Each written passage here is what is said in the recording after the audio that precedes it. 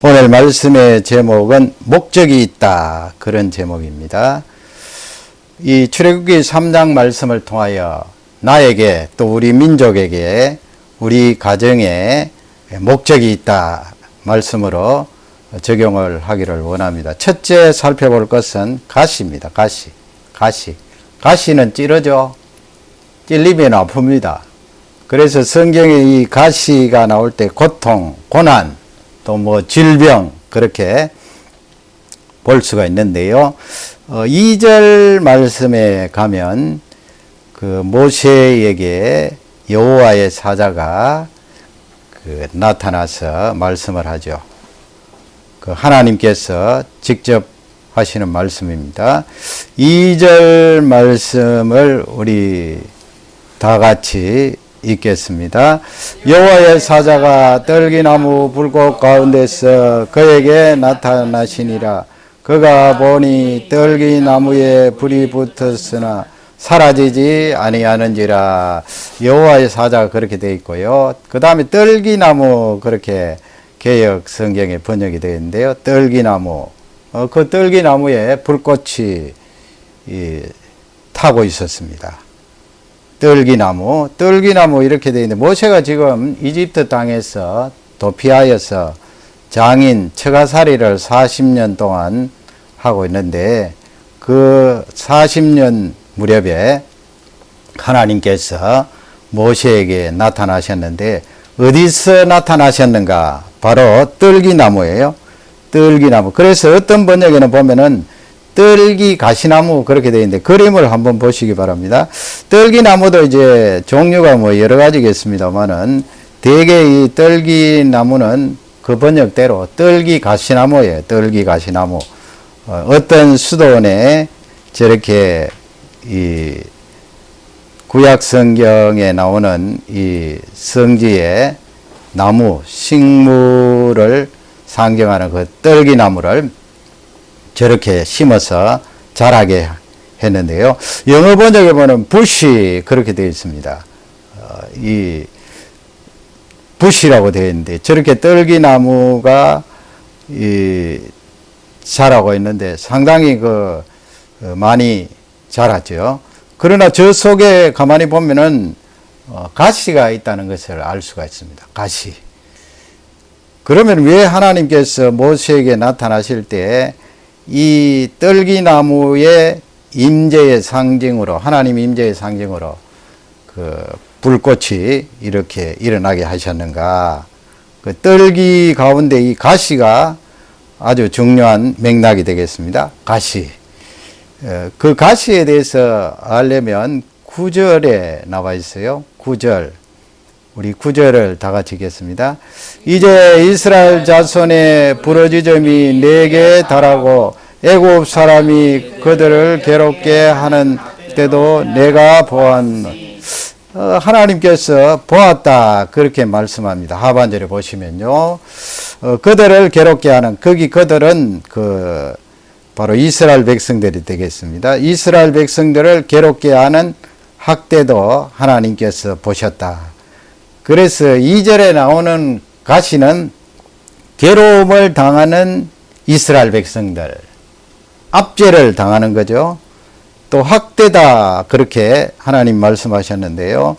고통을 당하는 이스라엘 백성들, 고난 중에 있는 이스라엘 백성들. 왜 하나님께서 모세에게 나타나실 때 가시떨기에 그렇게 임재하셔서 모세에게 나타나셨는가? 그것은 바로 이스라엘 백성들을 나타내고 있습니다. 모세야, 지금 너는 이 광야에서 이렇게 양을 치고 있지만은 너의 백성, 이스라엘 백성들은 지금 가시와 같다. 가시에 찔려서 이리저리 아파하고 신음하는 그 소리가 내게 들린다. 앞쪽에 나와있죠. 이스라엘 자손의 부르짖음이 내게 달하고, 이 말씀은 내게 이미 들렸고 도달을 했다. 이스라엘 백성들이 이리 찔리고 저리 찔리고 해서 고통당하는 그것이 내게 들렸다. 그래서 여기 나오는 가시는 고난을 말합니다. 이스라엘 백성들, 하나님 백성들의 고통을 나타내고 있습니다. 오늘 말씀의 주제, 사명이 있다. 나에게도 있고 우리 민족에게도 있고 우리 가정에게도 있다. 사명이 있다.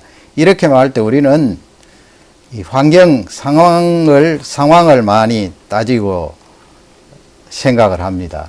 아니, 상황이 주어져야 사명이라는 그 말에 대해서 언급을 할 것 아닌가. 지금 이렇게 바이러스가 창궐하고 도무지 움직이기도 힘들고 이동하기도 불편한데 이런 상황 가운데 무슨 사명을 이야기하고 무슨 사명에 대해서 생각을 하느냐. 그러나 하나님은 그 말에 대해서 성경적으로 우리에게 말씀을 주십니다. 이스라엘 백성들도 가시 가운데 있었다. 가시떨기 가운데. 이스라엘 백성들의 전체적인 그 상황이 가시떨기와 같다. 고난 중에 있다. 고통 중에 있다. 그런 상황 가운데 하나님께서 모세에게 사명을 줍니다. 여러분, 우리에게도 가시와 같은, 가시떨기와 같은 그런 상황이 있을 수 있어요. 내가 이 상황인데 뭐 사명은 너무 고급스러운 말 아닌가? 그게 아니에요. 이 어렵고 힘들 때 세상 말도 그런 말이 있잖아요. 영웅이 나온다. 인물이 나온다. 그런 말이 있죠. 성경 말씀도, 진리의 말씀인 성경 말씀도 고통과 고난의 상황이지만은 우리는 사명을 생각하고 그 사명을 놓치지 말아야 된다. 그것을 강조하고 있습니다. 아이고 하나님, 이 가시떨기 때문에 내가 죽겠는데요. 2절 하반절 보면은요, 그렇게 말하는 사람에게 하나님께서 답변을 주십니다. 2절 하반절 읽겠습니다. 그가 보니 떨기나무에 불이 붙었으나 사라지지 아니하는 기름. 사라지지 않는다 이 말씀, 타지 않는다 말씀이에요.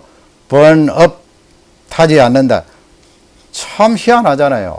불이 붙어 있는데 그 바짝 마른, 물론 뭐 바짝 마른 건 아니겠습니다만 사막의 그 건조한 그 지역에 살아있는 나무지만 불이 붙으면 금방 사라지죠. 바짝 탈 것입니다.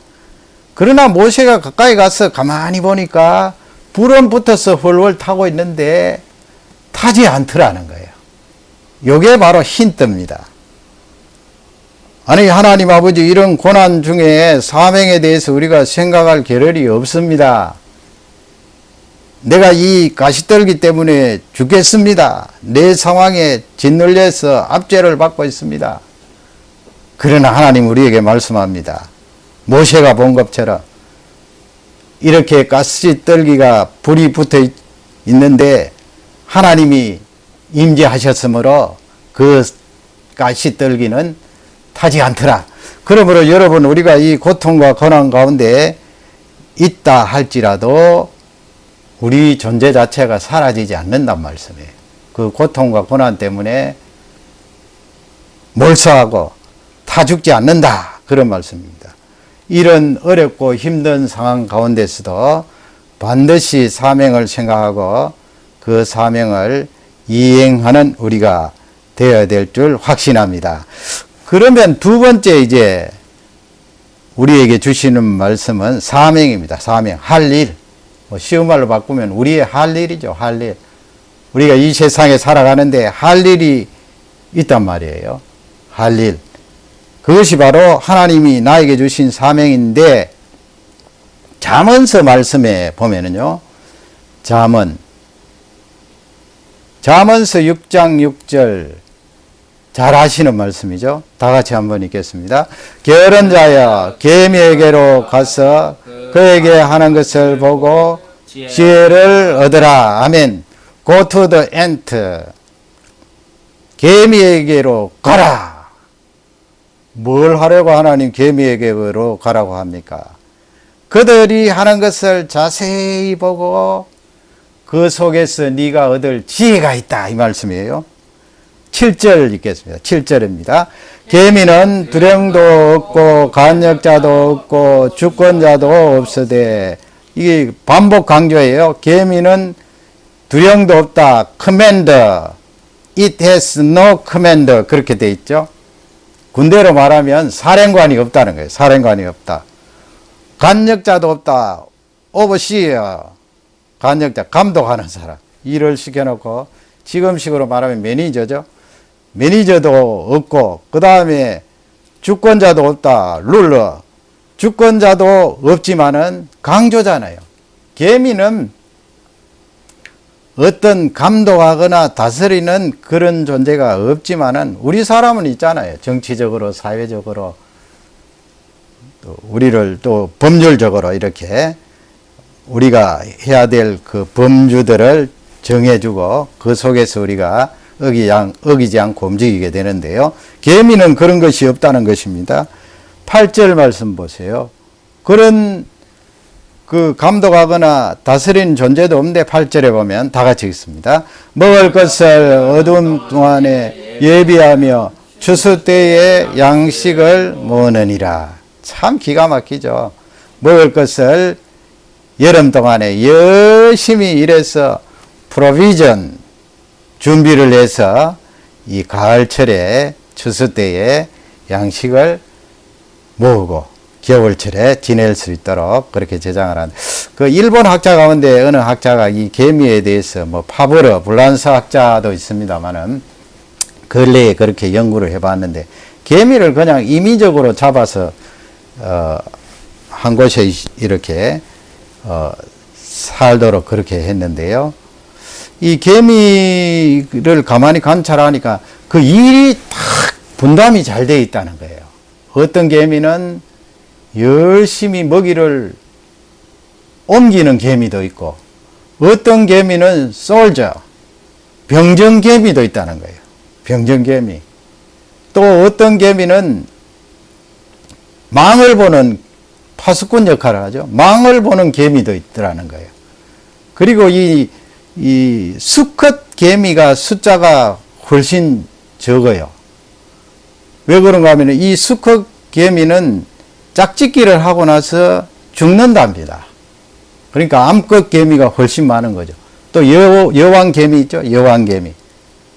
여왕. 그래서 이 개미들을 자세히 관찰해 보니까 페로몬이라는 그런 액체를 뿜어내는데 그 액체를 가지고 뭐 의사소통이라고 그럴까요? 우리처럼 완전한 의사소통은 아닙니다만은 서로 교신을 하는 거죠. 신호를 주고. 그리고 그 페로몬이라는 그 액체의 냄새에 따라 이렇게 움직이기도 하고 그 액체의 냄새를 가지고 자기가 맡은 그 일을 정확하게 분담을 해서 역할을 감당한다는 거예요. 얼마나 하나님께서 만드신 이 곤충이 그 사명, 자기가 맡은 역할, 사명을 잘 감당하는가 하는 것을 이 학자는 밝혀주고 있습니다. 정확히 자기가 맡은 그 일들을 어김없이 수행을 한다는 거예요. 그렇게 잘 돌아가서 양식을 저장하고 겨울철이 오면 그 양식을 모두 다 나누어 먹을 수 있도록 사명을 감당한다. 그러니 하나님께서 솔로몬을 통하여 이 잠언서 6장 말씀 개미에게로 가서 그들에게 지혜를 얻으라. 그 핵심은 이들이 먹이를 준비하고 예비하는 것도 있지만은 중요한 역할은 하나님께서 그들에게 분담한 그 사명, 본능적이지만은 말이죠. 그 사명을 잘 감당한다는 거예요. 개미도 할 일이 있고 그 사명을 가지고 자기 일을 열심히 하는데 너희들은 뭐냐는 거예요. 너희들에게도 할 일이 있고 사명이 있다 하는 것을 우리에게 알려주고 있습니다. 10절, 본문 10절로 돌아가서 10절을 다 같이 읽겠습니다. 이제 내가 너를 바로에게 보내어 너로 내 백성 이스라엘 자손을 애굽에서 인도하여 내게 하리라. 요게 사명에 대해서 우리의 할 일에 대해서 알려주는 정확한 말씀이에요. 모세에게 주신 말씀이지만은 지금 나에게 그대로 적용이 되는 거예요. 이제 내가 너를 바로에게, 바로는 아니죠. 그죠? 바로는 아니지만 여기에 각자 다른 것이 들어가겠죠. 어떤 장소, 어떤 대상, 사람에게 보내요.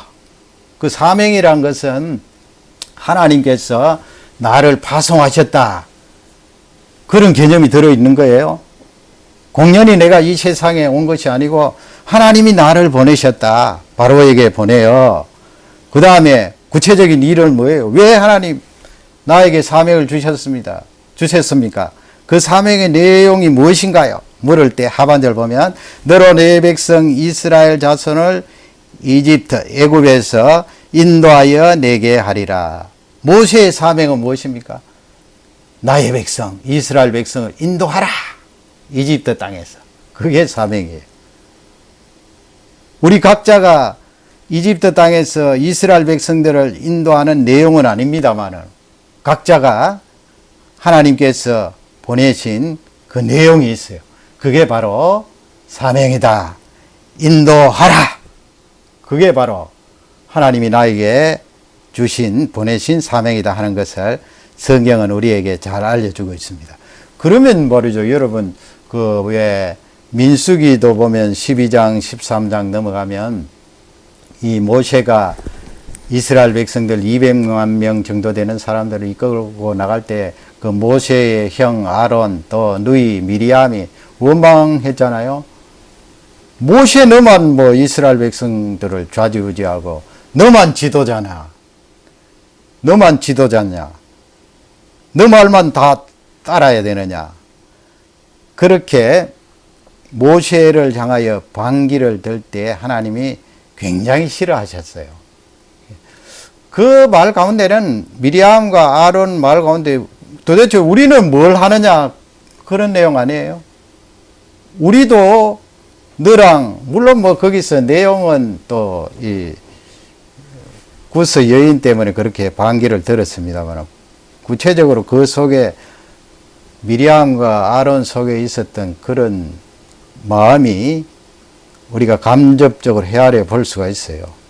무엇이 너만 다 하느냐? 우리가 할 일은 무엇이냐?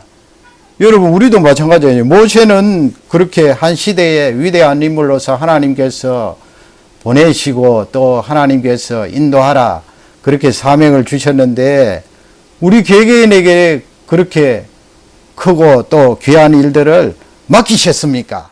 그렇게 질문을 할 수가 있는데 출애굽기 18장 21절에 보면요. 모세에게만 사명을 맡기신 게 아니다 하는 것을 알 수가 있어요. 좀 깁니다마는 다 같이 읽겠습니다. 그대는 또 온 백성 가운데서 제덕이 건전한 자 곧 하나님을 두려워하며 진실무망하며 불의한 일을 미워하는 자를 빼서 백성 위에 세워 천부장과 백부장과 50부장과 10부장을 삼아 거기 그대는 그렇게 되어 있는데 모세에게 하는 말이에요. 누가 말합니까?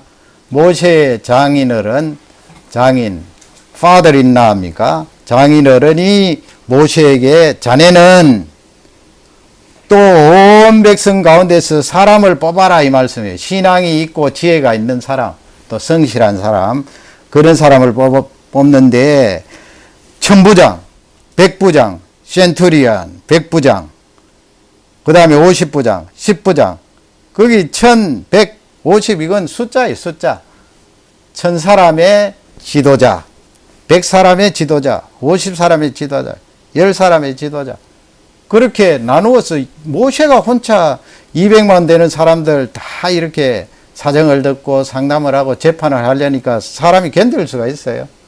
못 견딥니다. 그러니까 장인어른이 하루 종일 거기에 매여 있는 모세를 보고 모세에게 이 내용을 제의하는 거예요. 그 백성들 가운데 이렇게 지도자를 세워서 네가 하는 일을 하도록 해라. 그러니까 여러분 이 말씀은 무슨 말씀이에요?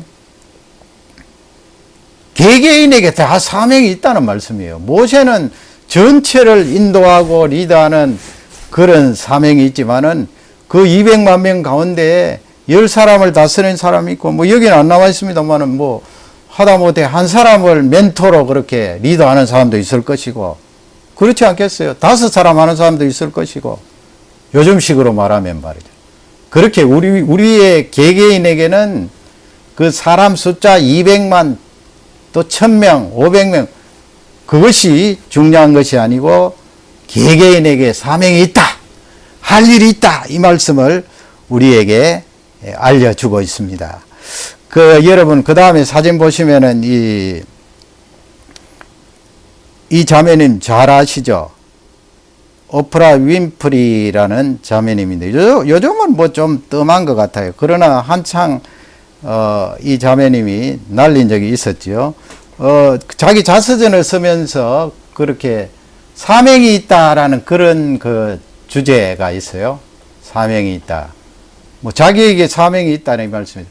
이 자매님이 뭐 우리와 똑같은 신앙 색깔을 가졌다 뭐 그렇게 평가할 수 있는지 모르겠습니다만은 이 자매님이 하였던 모세에 대한 성경 내용을 읽다가 감명을 받았어요. 모세, 오늘 본문에 나온 모세. 그래서 이 자서전 속에 사명이 있다는 그 부분에 몇 가지로 정리를 했는데 한번 우리 같이 읽으면서 이 자매님이 정리한 내용을 살펴보기를 원합니다. 거기 첫째 보면은 1번 나와요. 1번 다 같이 읽겠습니다. 남보다 더 가졌다는 것은 축복이 아니라 사명이다.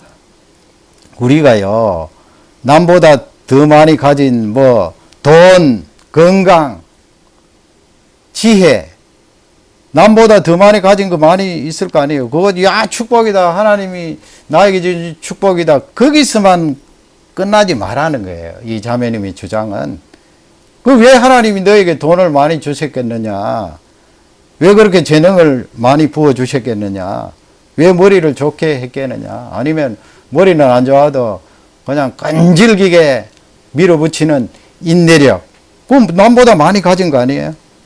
그 축복이다. 그 말만 하지 마라. 그 속에는 사명이 있다는 거예요. 하나님께서 할 일이 있기 때문에 너를 보내셨고 그와 같이 남보다 더 많이 가지게 하셨다. 사명이다. 그 다음 두 번째 다 같이 읽습니다. 남보다 아파하는 것이 아니면 그것을 남보다 아파하는 것. 내가 고통당한, 이 자매님이 고통을 많이 당했잖아요. 고난. 그래서 그 방송할 때 많은 사람들이 와서 눈물 흘리면서 자기의 아픔을 이야기할 때 이 윈퍼리가 허그를 해주면서 자기가 또 옛날에 당했던 고통과 고난에 대해서 이야기할 때 서로 이렇게 공감이 되고 친밀감이 형성되어서 많이 치유를 받는 것을 볼 수가 있습니다. 그래서 남보다 내가 더 아파했던 고통과 고난이 있었다면 그것은 고통이 아니라 아이고 내가 그런 고통으로 인생 참 슬펐고 힘들었다. 그것만 말할 것이 아니고 그게 바로 사명이라는 거예요. 왜 그러냐? 내가 고통을 당하고 고난을 당했기 때문에 고통당한 사람들을 충분히 이해하고 그들을 위해 기도할 수 있다. 위로하고 치료할 수 있다. 그런 말씀이에요. 사명이라는 거예요. 세 번째 다 같이 남보다 다 같이요. 남보다 설레는 꿈이 아니면 남보다 설레는 그런 꿈이 있다. 그 망상 아닌가 그렇게 생각하지 말고 우리 청년 청소년들이요. 당신들이 마음속에 비전 있잖아요. 비전 설레는 그 꿈만 생각하고 비전만 그거 없습니까? 없으면 안 돼요. 꿈과 그 비전이 있다면 그 꿈과 비전 생각하면 지금은 이루어지지 않았지만 장차 이루어질 그 꿈과 비전 마음이 설레잖아요.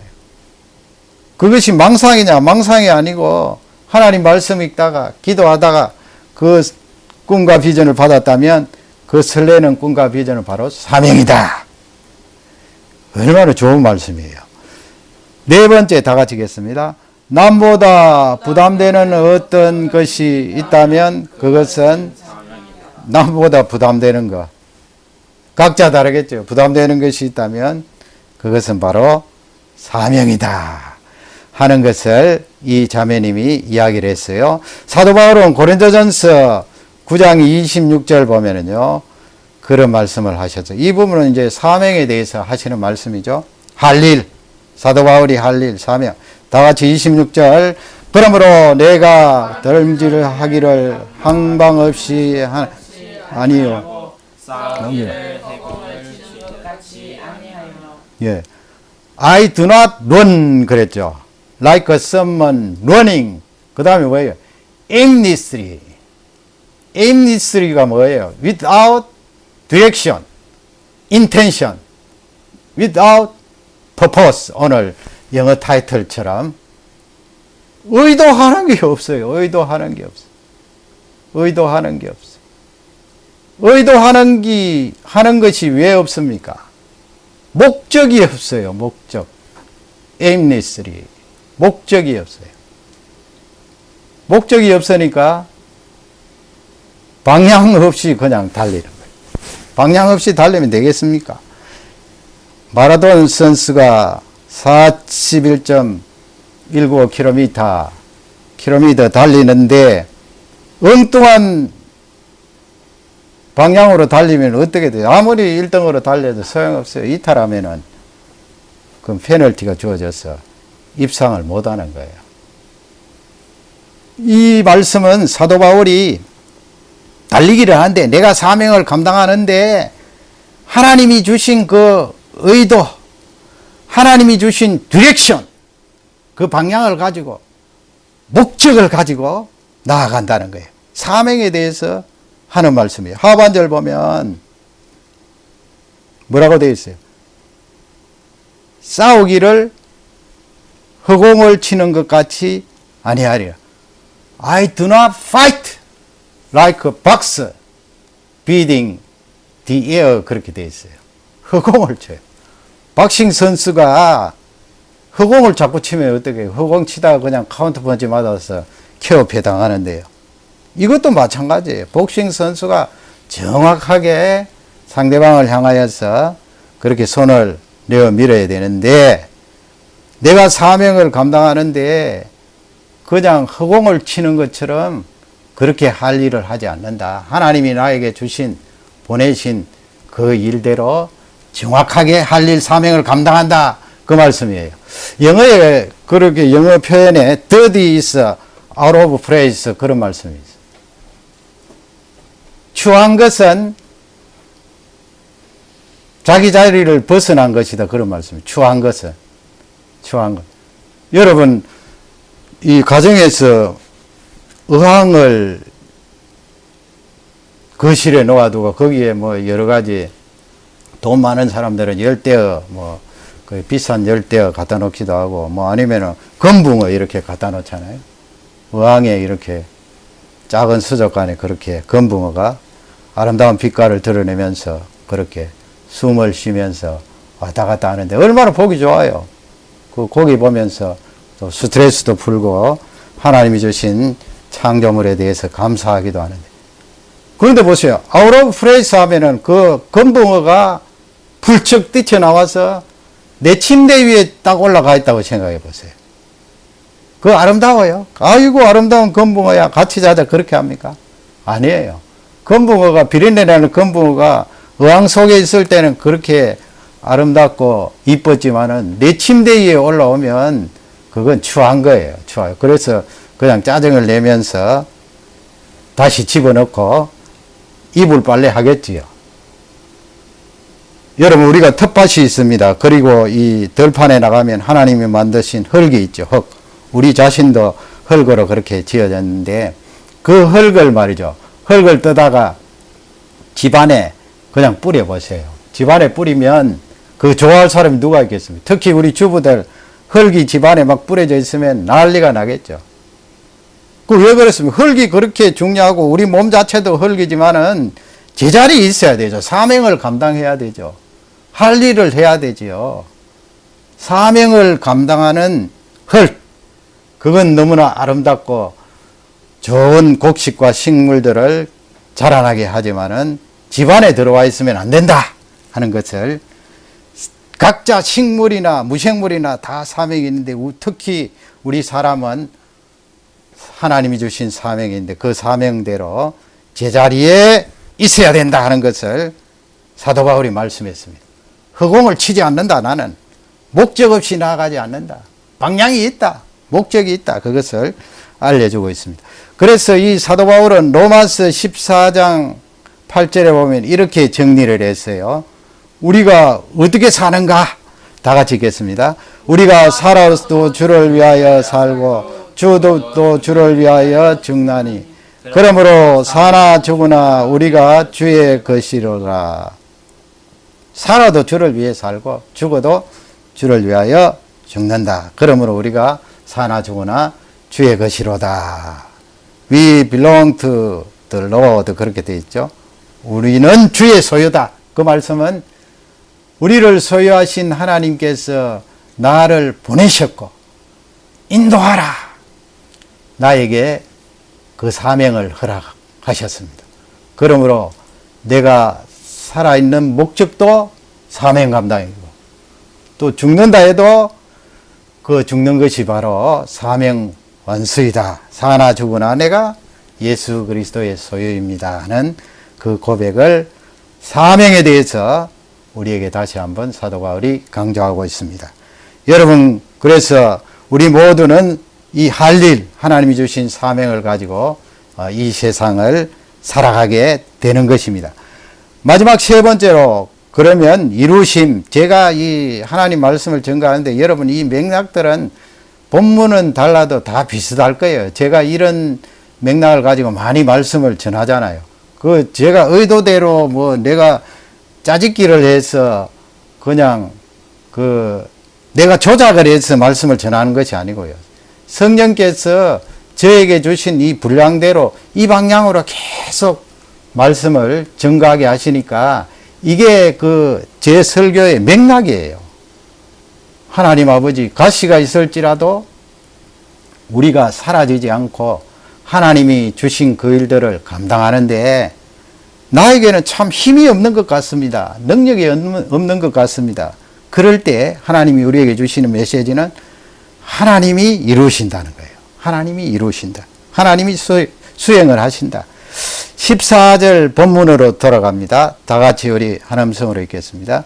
하나님이 모세에게 이르시되 나는 스스로 있는 자니라. 또 이르시되 너는 이스라엘 자손에게 이같이 이르기를 스스로 있는 자가 나를 너희에게 보내었다 하라. 나는 스스로 있는 자다. 또 스스로 있는 자가 너를 보내었다 말하라. I am who I am. I am that I am. 그렇게 되어 있습니다. 나는 스스로 있는 자. 우리는 원인이 있잖아요. 부모님으로부터 또 하나님께서 나를 지으셔서 이 세상에 보내셨습니다. 근본 출처는 하나님이고 또 이 육신의 부모님을 통하여 이 세상에 태어나게 된 것입니다. 그래서 우리는 원인이 있어요. 원인. 어디로부터 왔는가 원인인데 우리 하나님은 그런 분이 아니에요. 원인이 없는 분이에요. 그냥 스스로 계시는 분이에요. 그러니까 하나님은 스스로 계시기 때문에 우리의 절대자가 되고 우리의 하나님이 되는 거예요. 그렇게 스스로 계신 분은 뭐예요? 전능하신 분이에요. omnipotence라고 그럽니까? 전능하신 분. 못하실 일이 없으신 분. 그분이 우리에게 사명을 주시고 할 일을 주시고 내가 힘이 모자라서 못하겠습니까? 할 일을 주신 그분이 이루신다는 거예요. 나를 통하여 이루신다. 나에게 능력을 공급하신다. 모세에게 지금 말씀하시잖아요. 이스라엘 백성들에게도 말하고 너 자신도 들어라. 하나님이라는 존재는 전능하신 하나님이시다. 그것을 우리에게 말씀하고 있습니다. 6절에 또 하나님께서 모세에게 말씀을 합니다. 앞서 말씀을 하셨죠. 6절을 다 같이 읽겠습니다. 또 이르시되 나는 내 조상의 하나님이니 아브라함의 하나님, 이삭의 하나님, 야곱의 하나님이라. 모세가 하나님 배웠기를 두려워하여 얼굴을 가리우며. 거기서 보세요. 나는 뭐라고 했습니까? 내 조상의 하나님, 아브라함의 하나님, 이삭의 하나님, 야곱의 하나님. 지금 몇백 년 전에 모세의 조상들이에요. 아브라함, 이삭, 야곱. 예수님께서 사두개인들에게 부활에 대해서 설명하시면서 이 6절 말씀을 인용하시죠. 하나님은 죽은 자의 하나님이 아니고 산 자의 하나님이다. 여호와 하나님께서 모세에게 나타나실 때 뭐라고 말씀했느냐? 나는 아브라함의 하나님, 이삭의 하나님, 야곱의 하나님이다. 그들이 모세 시대에 이미 죽었지만 현재 살아있고, 모세 시대에 현재 살아있고, 현재 살아있는 것 어떻게 입증하느냐? 하나님은 전능하신 하나님, 하나님은 죽은 자의 하나님이 아니고 산 자의 하나님이다. 전능하신 하나님께서 그 부활을 못 이루시겠느냐? 그렇게 사두개인들에게 예수님이 나무라시는 내용이 나와 있죠. 지금 이 6절 말씀도 모세에게 현재 시점으로 말하는 거예요. 전능하신 하나님께서 과거의 사람들이지만은 지금 현재도 살아있게 하고 그 능력과 전능성이 너에게 동일하게 임하고 있다. 내가 이룬다 그 말씀이에요. 너는 나의 명령에 따라 사명 감당하기 위해서 가서 말하고 인도하면 된다. 그 모든 절차와 과정들은 하나님의 능력으로 수행이 된다. 그런 말씀이에요. 그러니까 여러분, 사명이라고 하면 지레 겁을 먹고 하나님 내가 무슨 사명을 감당합니까? 그렇게 나약해지지 마세요. 그렇게 나약해지면 내가 믿음이 식어졌구나 생각하시면 되고요. 이 사명을 감당할 때 하나님이 이루어 주시고 하나님이 능력을 부어 주셔서 그 일들을 감당하게 하신다 하는 귀한 말씀입니다. 우리 모두는 사명이 있는 존재들입니다. 아무리 이 바이러스가 가시처럼 우리를 찌르고 우리를 괴롭힐지라도 여전히 나에게 있는 사명이 있고 이 사명을 하나님께서 이루어 주신다는 이 말씀을 통하여 이번 한 주간도 힘있게 승리하시기를 주님의 이름으로 축복합니다. 기도하시겠습니다. 하나님 아버지 감사합니다. 오늘도 이 귀한 말씀을 허락해 주셨습니다. 사명 없이 이 세상에 태어난 하나님의 자녀들 없습니다. 하나님 아버지, 믿지 않는 사람도 이 세상에 태어나서 열심히 일하고 땀 흘려 노력하고 하나님이 주신 지혜를 가지고 개발을 하고 꿈을 가질 때에 그들이 성취하는 것을 볼 수가 있습니다. 하물며 하나님의 백성들이 왜 할 일이 없고 사명이 없겠습니까? 모세만 있는 것이 아니고 천부장, 백부장, 50부장, 10부장, 1인 멘토 우리 각자에게 다 사명을 하나님이 허락해 주셔서 그 일을 감당하게 하셨습니다. 내가 나의 힘으로 이루는 것이 아니고 내가 적극적으로 그 사명을 감당하려고 할 때 하나님이 수행하시고 이루어 주시는 줄 확신합니다. 이번 한 주간도 우리 모든 성도들에게 이 사명을 염두에 두고 하나님 앞에 더욱 힘을 얻어서 귀한 일들을 감당할 수 있도록 능력을 주옵소서. 우리 모든 가정들과 우리 민족, 우리 캐나다, 이 미국 땅에도 이와 같이 사명 감당하는 종들이 우죽순처럼 늘어날 수 있도록 주의 은혜를 다하여 주시옵소서. 감사하며 예수님 이름으로 기도 올려옵나이다. 아멘.